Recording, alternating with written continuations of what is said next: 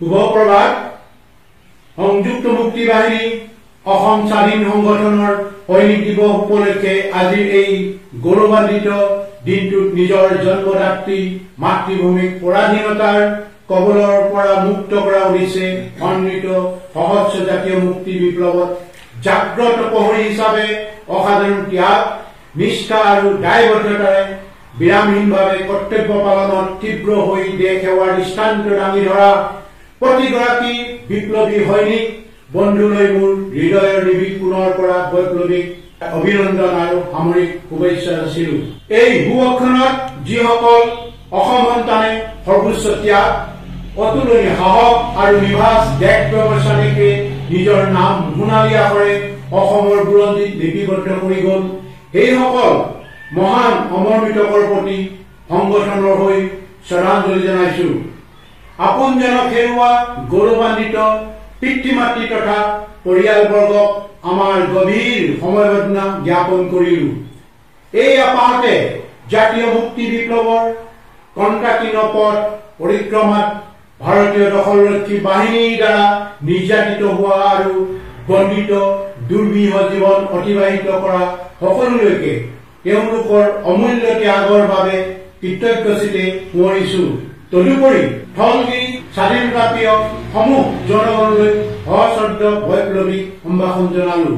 প্ৰিয় বিপ্লৱী সহযোদ্ধাসকল, ঔপনিৱেশিক ভাৰত ৰাষ্ট্ৰৰ অন্যায় অবৈধ শাসন আৰু জাতীয় শোষণ নিপীড়নৰ বিৰুদ্ধে অকুতুভয় মুক্তি সেনানীৰ নিস্বাৰ্থ দেশপ্ৰেম দুৰ্জয় সাহস উৎসৰ্গীত মনোভাৱ তথা নিভাঁজ বৈপ্লৱিক সত্তাৰ সৈতে জড়িত এক তেজস্বী প্ৰতীক সংগঠনৰ আজি এই সৈনিক দিৱস, যত দিন প্ৰতিদিন উদ্ভাৱিত হয় গণসৈনিকৰ সামৰিক সংস্কৃতি আৰু সংগঠনৰ নীতিগত লক্ষ্য উদ্দেশিত নিবেদিত প্ৰাণ সংকল্প।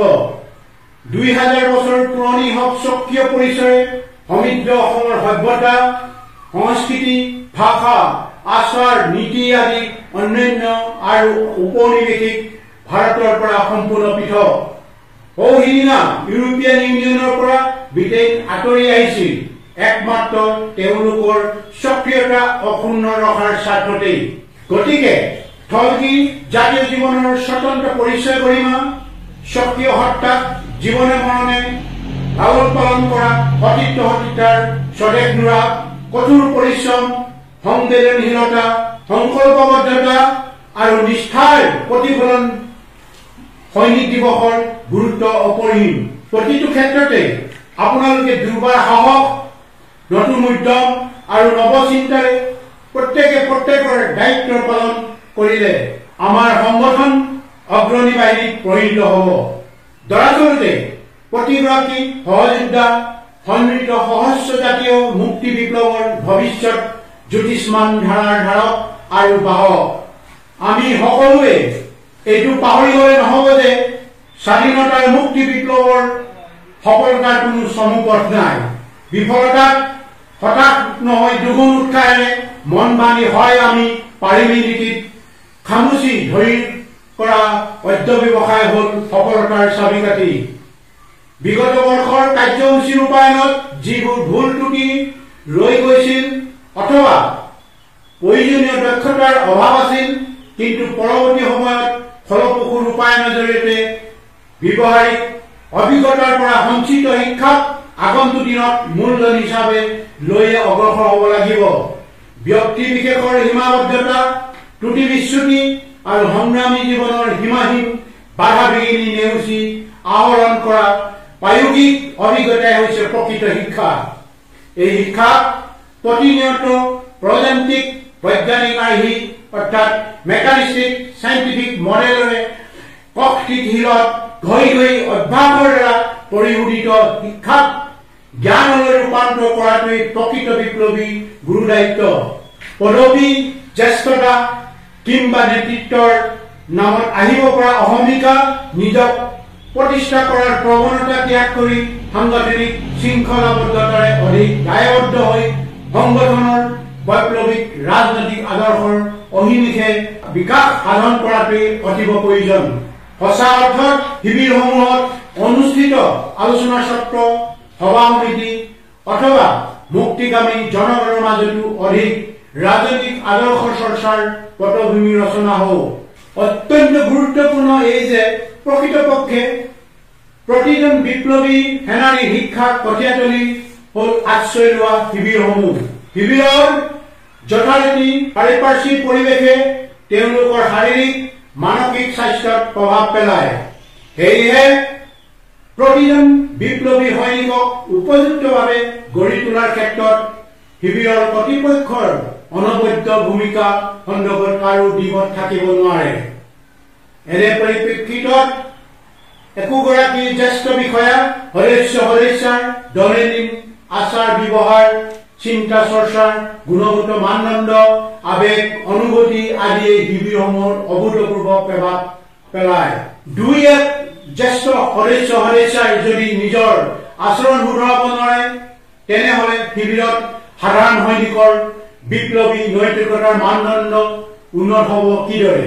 তেনেস্থলত কোনেও এনেকুৱা কুৰুচি দৃষ্টান্ত দাঙি ধৰাটো উচিত নহয় যিবোৰে শিবিৰৰ নিয়মানুৱৰ্তিতা, বিপ্লৱী নৈতিকতা তথা সামৰিক সংস্কৃতি অনুশীলন বিঘ্নিত কৰিব পাৰে। জনগণৰ মাজতে হওক নতুবা সংগঠনৰ ভিতৰৰ হওক পৰিশীলিত আচাৰ ব্যৱহাৰ আৰু সবল বিপ্লৱী নৈতিকতা প্ৰতিফলিত হোৱাটো একান্ত বাঞ্ছনীয়। বিপ্লৱী শিক্ষাৰে শিক্ষিত হল বুলিয়েই কেতবোৰ সীমাবদ্ধতা আৰু মানৱীয় ত্ৰুটি অস্বীকাৰ কৰিব পৰা নাযায়, বৰঞ্চ কোনো ব্যক্তি সমালোচনাৰ উৰ্ধত নহয়। তেনে প্ৰেক্ষাপটত সামৰিক শৃংখলা আৰু অনুশাসনৰ ভিত্তিত ভুলবোৰ গঠনমূলকভাৱে আঙুলিয়াই দিলে সেইবোৰ শুধৰণিৰ নিতান্ত দৰকাৰ। কিন্তু তাৰ পৰিৱৰ্তে উগ্ৰতা প্ৰদৰ্শন কৰাটো যুক্তিহীনতাৰ লক্ষণ। উদ্ভট আচৰণ আৰু অনৰ্থক চিঞৰ বাখৰে নিজৰ মত আৰু যুক্তি সাব্যস্ত কৰিব বিচৰা প্ৰৱণতা গ্ৰহণযোগ্য নহয়। ই সৈনিক সংস্কৃতিৰ পৰিপন্থী।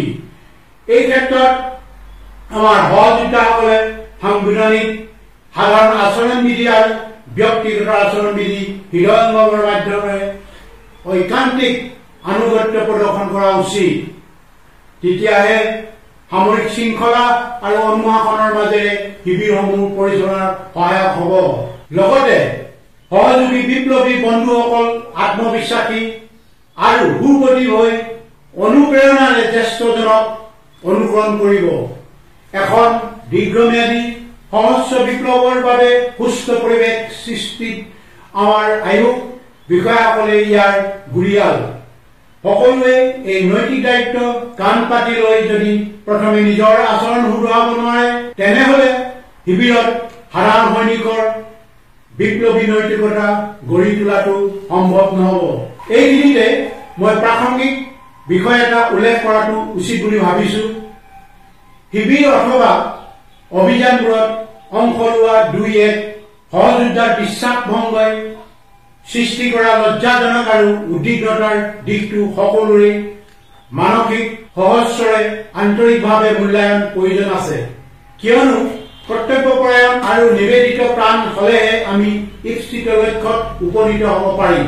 সময়ানুগতি, একনিষ্ঠ সাধনা, কষ্ট হৈষ্ণ আদি গুণেৰে সুভাষিত হৈ যেতিয়া একান্ত মনৰ নিবিত কোণৰ তাগিদাত কিবা এটা কৰিবৰ প্ৰয়াস কৰে তেতিয়া তেওঁ সফলতাৰ আজৰি আনিবলৈ সক্ষম হয়। প্ৰজাতান্ত্ৰিকতাৰ বৈজ্ঞানিক আৰ্হি কামৰ প্ৰতি শ্ৰদ্ধা, ভাল পোৱাৰ ভাৱলৈ কাম কৰিলে সুফল অনিবাৰ্য আৰু প্ৰশাসনিক বিষয়াসকলে বুজিব লাগিব যে তোষণ নীতিক সংগঠনৰ আদৰ্শই কেতিয়াও স্থান নাপায়। ইয়ে বিভিন্ন ছল চাতুৰিয়ে নিজকে প্ৰাসংগিক কৰি ৰাখিবলৈ আদৰ্শক নিৰ্বাসন দিব বিচাৰে। হয়তো পিছলৈ পৰস্পৰৰ মাজত মতান্তৰ ঘটিব পাৰে যিটো অবাঞ্ছিত। আনহাতে প্ৰতিৰোধী সহজ সংগ্ৰামত বয়সৰ অভিজ্ঞতা যিমান প্ৰয়োজন তাতোতকৈ বেছি প্ৰয়োজন চিন্তাৰ পৰিপক্কতা আৰু সংগঠনৰ প্ৰতি দায়বদ্ধতা, যিটো নিৰন্তন কৰ্মসংস্কৃতি সাধনাৰ মাজেদিহে আহৰণ কৰা সম্ভৱ। প্ৰতিজন মুক্তি সেনানীৰ নৈতিক দায়িত্ব অন্যতম দিশ হল সুচিন্তিত পৰিকল্পনাৰে যিকোনো সমস্যাৰ সন্মুখীন হ'ব পৰাকৈ প্ৰতি মুহূৰ্ততে প্ৰস্তুত থকা, অদূৰদৰ্শিতা, অত্যাধিক আবেগ আৰু অহমিকা প্ৰশ্ৰয় দি লোৱা সিদ্ধান্ত বা কৰা কামে যাতে অনাকাংক্ষিত পৰিস্থিতি সৃষ্টি নকৰে তাৰ বাবে আত্ম উপলব্ধিৰ নিতান্তই প্ৰয়োজন। কিয়নো এনে অভ্যাসে নিজৰ ভিতৰৰ বিষয়বোৰ নতুনকৈ চালি জাৰি চাবলৈ শিকায়। প্ৰযান্ত্ৰিক বৈজ্ঞানিক, যিটো ইংলিছত কয় মেকানিষ্টিক চাইণ্টিফিক, আৰ্হিৰ সৰুগত কৰিয়ে বিশ্বৰ বৃহৎ বৃহৎ বিজ্ঞানগাৰ পৰীক্ষাগাৰসমূহত বিজ্ঞানীসকলে বাওঁখে কাম কৰাৰ বাবে তেওঁলোকে সফলতা দেখি আগুৱাই যায়। প্ৰযান্ত্ৰিক বৈজ্ঞানিক আৰ্হিক আওকাণ কৰা কাৰ্য ক্ষতিকাৰক হোৱাৰ অৱকাশ থাকে। প্ৰযান্ত্ৰিক বৈজ্ঞানিক আৰ্হিৰ অবিহনে স্বাধীনতাৰ মুক্তি বিপ্লৱক আগুৱাই নিয়াটো অসম্ভৱ। সেয়েহে সংযুক্ত মুক্তি বাহিনী অসম স্বাধীন সংগঠনৰ নেতা, বিষয়া, সদস্যসকলে ওপৰত উল্লেখিত নীতি অনুশাসনক যান্ত্ৰিকতা বা বাধ্য কৰোৱা বুলি ভবাটো অনুচিত। লক্ষণীয় কথাটো হ'ল মুক্তি সেনানীৰ বিশ্বাস, দৃঢ়তা, সাহস, সততা আৰু আপোচবিহীনতাৰ ওপৰতে বিপ্লৱী জীৱনৰ গুৰুত্বপূৰ্ণ তাৎপৰ্য নিৰ্ভৰ কৰে। বিবাহ দেশ প্ৰেম, নিঃস্বাৰ্থ ভাল পোৱা নাথাকিলে সহস্ৰ বিপ্লৱী সংগঠনৰ অগ্ৰদূত হিচাপে গতি থকাটো কঠিন। ঘাত প্ৰতিঘাত, মৃত্যু ভয় আদি সকলো প্ৰত্যাহ্বান অতিক্ৰমী সংগঠনৰ মহান স্বাৰ্থক প্ৰথম হিচাপে হাৰে হিমুজে হৃদয়ত স্থাপিত কৰি স্বাধীনতা পুনঃপ্ৰতিষ্ঠাৰ সংগ্ৰামৰ গতিক ত্বৰান্বিত কৰিব পৰাটোৱেই সংগঠনৰ প্ৰতিগৰাকী সেনানীৰ প্ৰাথমিক দায়িত্ব। ইয়াক নিচা অথবা পেছা হিচাপে লোৱা সকলোৱে যুঁজৰ আগতে পৰাজয় মানি কাপুৰুষৰ দৰে পলায়ন কৰিবলৈ বাধ্য হয়। সীমাহীন বিপদ আপদ, অভাৱ অনাটনৰ লগত সহ অৱস্থানমূলক পৰীক্ষিত সত্যক আন্তৰিকতাৰে মানি লৈ আৰু সেই সকলোবোৰ বিৰোধমূলক উপাদানৰ লগত যুঁজিয়ে মুক্তি সেনানী সকলে অভিজ্ঞতা শানিত কৰে। অপুৰন্ত ধৈৰ্য, পৰ্বতসম দৃঢ়তা তথা অধ্যৱসায় আদি অন্যতম গুণাৱলীক সমৃদ্ধ কৰি তোলে। মৰমৰ সদস্যাৰ স্বদেশ স্বজাতিৰ প্ৰতি স্বেচ্ছাপ্ৰণোদিত সেৱাই সংগঠনৰ ভিতৰত এক নতুন মাত্ৰা প্ৰদান কৰিছে। অনাগত দিনবোৰত আপোনালোকে সাহস, নতুন উদ্যম আৰু নৱচিন্তাৰে প্ৰত্যেকৰ দায়িত্ব পালন কৰিলে আমাৰ সংগঠন অগ্ৰণী বাহিনীত পৰিণত হ'ব। এই সুবাদতে সোঁৱৰাই দিব বিচাৰিছো, নৈতিক চৰিত্ৰ আৰু অন্তৰৰ পবিত্ৰতাহে বিপ্লৱীক মৰ্যাদা প্ৰদান কৰে। স্মৃতিপক্ষজনক কোনো ঘাত প্ৰতিঘাতে হতাশ কৰিব নোৱাৰে অথবা ঐশ্বৰ্য বিভূতিক লৈ কেতিয়াও পৰোচিত নহয়। ই বুৰতী নদীৰ দৰে লক্ষ্যপ্ৰাপ্তিৰ দুৰ্বাৰ আকাংক্ষাই মন উদ্বেলিত কৰে। সংগ্ৰামী জীৱনক পৰিণত ৰূপত আগুৱাই নিয়াৰ অন্যতম উপায় হ'ল সংগঠনৰ প্ৰগতিৰ স্বাৰ্থত নৱ ৰণকৌশল সৃষ্টি অথবা উৎপাদনশীল কামত নিজকে নিয়োজিত ৰখা। যিহেতু স্বাধীনতা সংগ্ৰামত সকলো প্ৰকাৰ কামেই গুৰুত্ব আৰু মহত্ব সমান। অতি সম্প্ৰতি স্মাৰ্টফোন, ইণ্টাৰনেটেৰে সমৃদ্ধ বিজ্ঞান প্ৰযুক্তিৰে আনি দিয়া অপৰ্যাপ্ত সা সুবিধাৰ প্ৰয়োগেৰে যাতে বিপ্লৱী হত্যাক ঋণাত্মক প্ৰভাৱ পেলাব নোৱাৰে তাৰ প্ৰতি অধিক সচেতন হোৱাৰ প্ৰয়োজন আছে। নহলে অত্যাধিক মোবাইল প্ৰীতিয়ে কৰ্মসংস্কৃতিক বিৰূপ প্ৰভাৱ পেলাব পাৰে। প্ৰতিগৰাকী সহযোদ্ধাই সংগঠনৰ নীতি আৰু বৈপ্লৱিক ৰাজনৈতিক আদৰ্শৰ সৈতে নিজ সত্তাক অভিন্নতাৰে সম্পৃক্ত কৰাৰ ক্ষেত্ৰত দ্বিধাগ্ৰস্ত হলে মহান জাতীয় স্বাৰ্থ কিংবা আদৰ্শ নিষ্ঠাক লৈ সংকীৰ্ণ স্বাৰ্থ পূৰণ আৰু প্ৰতিষ্ঠা লাভৰ প্ৰৱণতা গঢ় লোৱাটোৱে স্বাভাৱিক। তেতিয়াই এগৰাকী দেশপ্ৰেমিকৰ স্খলনৰ সূত্ৰপাত ঘটি চৰম পৰ্যায়লৈ যাব পাৰে। অতীত অভিজ্ঞতা তাৰ সাক্ষী। সেয়েহে সাংগঠনিক তথা ব্যক্তিগত অনুশাসন, সামৰিক শৃংখলা আৰু সাংবিধানিক বিধি বিধানৰ বিৰুদ্ধে উশা মেলিব ধৰা প্ৰৱণতা ৰোধ কৰিবলৈ হলে আমাৰ জ্যেষ্ঠ বিষয়াসকলে পৰামৰ্শদাতা অভিভাৱকৰ ভূমিকাত অৱতীৰ্ণ হ'ব লাগিব। সংগঠনৰ ৰাজনৈতিক আদৰ্শক নিজ সন্তানৰ দৰে পালনৰ যোগেদি প্ৰতিৰোধী আইন যুদ্ধৰ কৌশল বিকশিত কৰাটো বাস্তৱতাৰ দাবী। নহলে প্ৰতিনিয়ত হিন্দী বলয় সৰ্বৰাশী সাঁতোৰাৰে এনেদৰে সম্প্ৰসাৰিত হৈছে যে জাতীয় জীৱনৰ প্ৰতিটো অংগতে ইয়াৰ কুপ্ৰভাৱ বিৰাজমান। এনে পৰিপ্ৰেক্ষিতত এইটো প্ৰশ্নাতীতভাৱে সত্য অসমৰ মাটি পানী বায়ুৰ লগত সামঞ্জস্য ৰাখি বৈজ্ঞানিক চিন্তাধাৰাৰ আলোকত প্ৰগতিশীল জাতি ব্যৱহাৰেৰে শক্তিশালী কৰিব পাৰে থলগিৰি মাটি ভেটি জাতি। অসমৰ জ্বলন্ত জাতি সমস্যা আৰ্থ সামাজিক বৈষম্য দূৰ কৰা ৰাজনৈতিক স্থিৰতা বহনক্ষম উন্নয়নৰ বিজ্ঞান স্বাধীন জাতিৰ সামৰিক শক্তিৰ ওপৰত ভৱিষ্যতৰ নিৰ্ভৰশীল। অসমৰ প্ৰাণৱন্ত অতীত বুৰঞ্জীয়ে সেই কথাই সোঁৱৰায়, অন্যথা ইয়াৰ কোনো বিকল্প নাই। এই কথা সকলোৱে মনত ৰখা উচিত যে সংযুক্ত মুক্তি বাহিনী অসম স্বাধীন সংগঠনে অৱতাৰণা কৰা সমৃদ্ধ সহস্ৰ জাতীয় মুক্তি বিপ্লৱ কেতিয়াও বিফল হ'ব নোৱাৰে।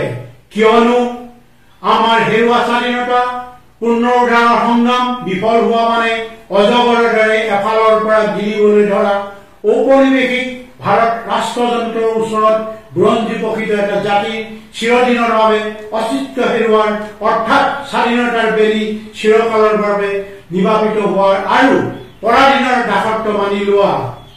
কালজয়ী জাতিৰ ঐতিহ্যবাহী বুৰঞ্জী আৰু প্ৰায় 200 বছৰীয়া পৰাধীনতাৰ জীৱন্ত দলিলৰ ওপৰত আধাৰিত বাস্তৱ সত্যই হ'ল সবাতোকৈ ডাঙৰ শক্তি, যাক কোনেও অস্বীকাৰ কৰিব নোৱাৰে। তৎসত্বেও ইয়াৰ বাবে সময়ৰ পৰীক্ষা দিব লাগে। ধৈৰ্য আৰু সহিষ্ণুতাৰ তাৰ চাবিকাঠি। নিজ নিজ ক্ষেত্ৰত সম্পাদিত কৰ্মই যিহেতু প্ৰত্যেকৰে পৰিচয় স্বাক্ষৰ বহন কৰে, গতিকে প্ৰতিটো কাম মনে প্ৰাণে সততাৰে আত্মনিয়োগ কৰা উচিত। নিজ দায়িত্ব আৰু কৰ্তব্য পালনৰ লগত সংগঠনৰ নীতিগত লক্ষ্য উদ্দেশ্য একভূত কৰাটো সততা। বিপ্লৱী হৈ বন্ধুসকল, আমাৰ সংগঠনে বিশ্ব ভূ ৰাজনীতিৰ গতিবিধিৰ ওপৰত দৃষ্টি ৰাখি সহস্ৰ ৰাজনীতিক সঠিক ৰণকৌশলৰ জৰিয়তে কেনেকৈ সুযোগ সৃষ্টি আৰু যথোপযুক্ত সময়লৈকে অপেক্ষা কৰিবলৈ অপূৰণত ধৈৰ্য অদম্য সাহসেৰে কিদৰে নিজক অধিকাৰ সাব্যস্ত কৰিব লাগে তাক ভালদৰে জানে। এয়া প্ৰত্যয়যুক্ত সময় বিকনি।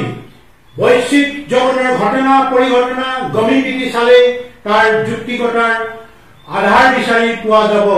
গতিকে পুৰুষমুখী লক্ষ্য উদ্দেশ্য নিমিত্তে বাট বন্ধাৰ দায়িত্ব কেৱল নেতৃত্বৰ কান্ধত দিলেই জানো হ'ব। নেতা বিষয়া সদস্যাৰ ঐক্যবদ্ধ সামূহিক প্ৰচেষ্টা নিয়মানুবৰ্তিতা আৰু সময়নিষ্ঠাৰ লগতে সাধনালব্ধ প্ৰচেষ্টাই দীৰ্ঘম্যাদী জাতীয় মুক্তি বিপ্লৱৰ ভেটি দৃঢ় কৰিব পাৰিব। মনত ৰাখিব, সফলতা কেৱল ব্যক্তিগত কৃতিত্ব নহয়, বৰং ই এক সামূহিক নিৰলস আৰু নিৰবিচ্ছিন্ন প্ৰক্ৰিয়া। এনে পটভূমিত নিজে নিজক প্ৰশ্ন কৰিবলৈ গ'লে আচলতে সামৰিক সংস্কৃতি সহস্ৰ জাতীয় মুক্তি বিপ্লৱৰ সত্তাৰ পৰিকাঠামো বহুলাংশে শক্তিশালী উঠিব। সমসাময়িক জটিল পৰিস্থিতি সামৰিক অভিযানৰ লগতে সংগঠনৰ যিকোনো কাৰ্যসূচী সফল কৰাত আপোনালোকৰ অতি গুৰুত্বপূৰ্ণ ভূমিকাই সংযুক্ত মুক্তি বাহিনী অসম স্বাধীন সংগঠনলৈ গৌৰৱ কৰি আনিছে। সকলোৱে উজ্জীৱিত মন মানসিকতা অৰ্ধ ব্যৱসায় আৰু সাফল্য একোটা মাইলৰ খুঁটি, যাৰ জৰিয়তে সংগঠনটোক উদ্বুদ্ধ কৰিছে। সেয়েহে স্বাধীনতাৰ সেনানীসকল কেতিয়াও সফলতাক অত্যুৎসাহী বা বিফলতাত হতাশ নহয়, নৱ উদ্দীপনাৰে নিজৰ ভিতৰতে একোখন আমৃত্যু পৰ্যন্তৰ যুঁজৰ পৰিমণ্ডল গঢ়ি তোলক। আমি সকলোৱে নীতিত অবিচল থাকি পৰিৱৰ্তিত সময়ৰ লগত খাপ খুৱাই যাতে আমি প্ৰতিকূলতাৰ সকলো হেঙাৰ অতিক্ৰমী নিৰলসভাৱে সাফল্যৰ সোপান বগাবলৈ সক্ষম